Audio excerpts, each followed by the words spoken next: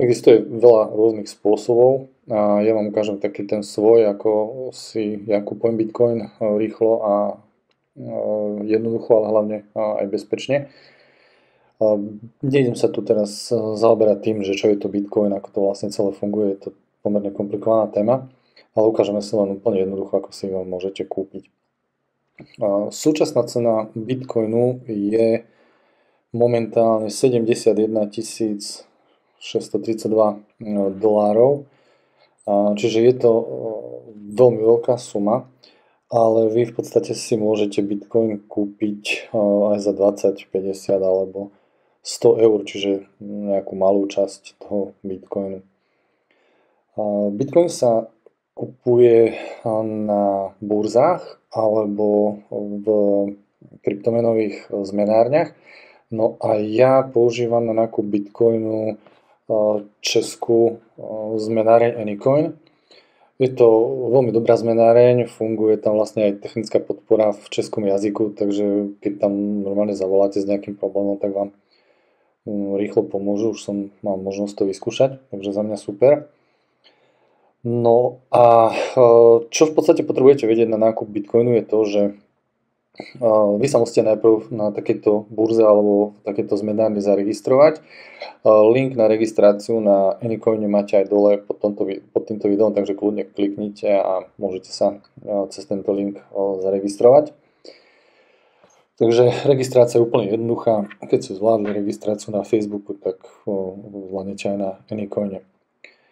Keď sa zaregistrujete a prihlásite, tak vy v podstate čo musíte spraviť je to, že vy musíte do tejto zmenárne poslať nejaké peniaze, 20, 50, 100 eur, koľko teda uznáte za vhodné a za koľko si chcete ten Bitcoin kúpiť. Takže vy musíte vlastne spraviť vklad, že kliknem na vklad a tu sa nám zobrazia informácie o bankovom účte, kam treba vlastne zaslať tie peniaze. No a vy tu môžete vidieť, že máte tu dokonca aj QR kód na Slovenskú banku.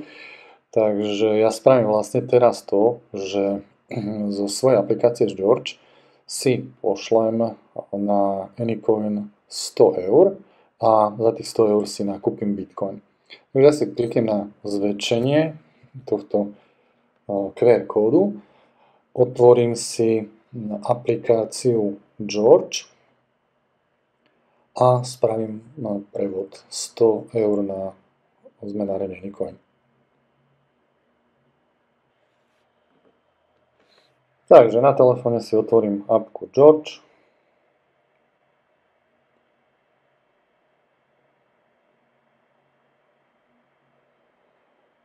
A dám si na nová platba.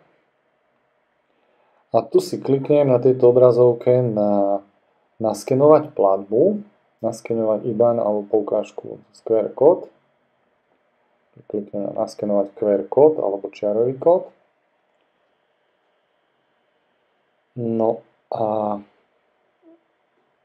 keď sa nadýšem na ten QR kód, tak už vidíte, že vlastne sa mi načítali všetky údaje, kam teda mám peniaze poslať. Ale ja si to ešte zmením, z 20 dám na 100 eur.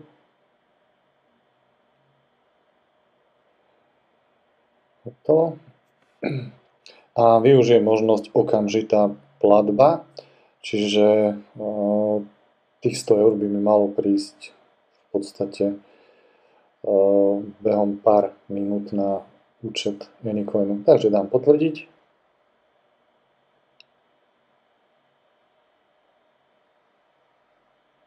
Potvrdím. No hotovo.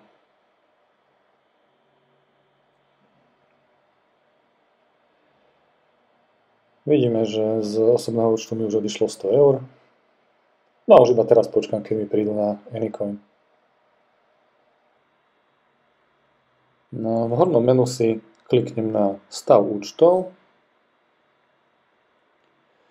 No a vidím, že ja zatiaľ mám stav 0, tak si počkám, kým mi prídu peniažky v priebehu pár minút, niekedy cez víkendy je to pomalšie, ale cez tú okamžitú platbu by to malo ísť naozaj fakt v priebehu pár minút. Takže uvidíme, je 16:26, že za koľko mi tie peniaze nabehnú na Anycoin. Takže je 16:35 a vidíme, že netrvalo ani 10 minút a 100 eur mám pripísaných na Anycoin účte. No a teraz spravíme vlastne to, že týchto 100 eur ideme zmeniť za Bitcoin, alebo teda za časť Bitcoinu. Klikneme v hornom menu na zmena.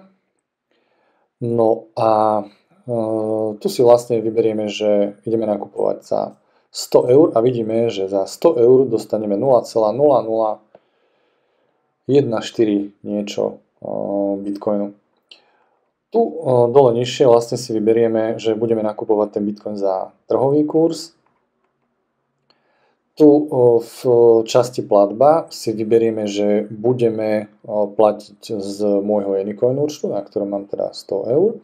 No a v treťom kroku sa nás pýta, že kam poslať kryptomenu. Buď ju teda ponecháme na účte Anycoinu, alebo si ju môžeme poslať za nejaký drobný poplatok aj na svoju vlastnú peňaženku. V tomto prípade si ponecháme zatiaľ Bitcoiny na Anycoin účte a v ďalších videách si ukážeme, ako si tieto Bitcoiny môžete poslať na svoju súkromnú peňaženku.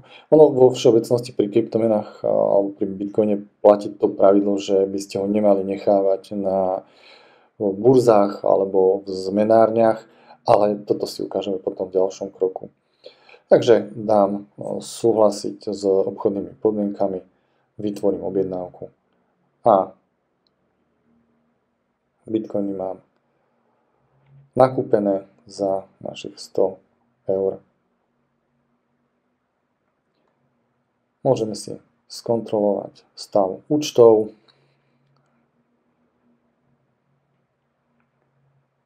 Vidíme, že na účte v Anycoine máme momentálne 0,0014 niečo Bitcoinu, takže vidíme, že to konto nám trošku kleslo, lebo vlastne je tam ešte aj nejaký drobný poplatok.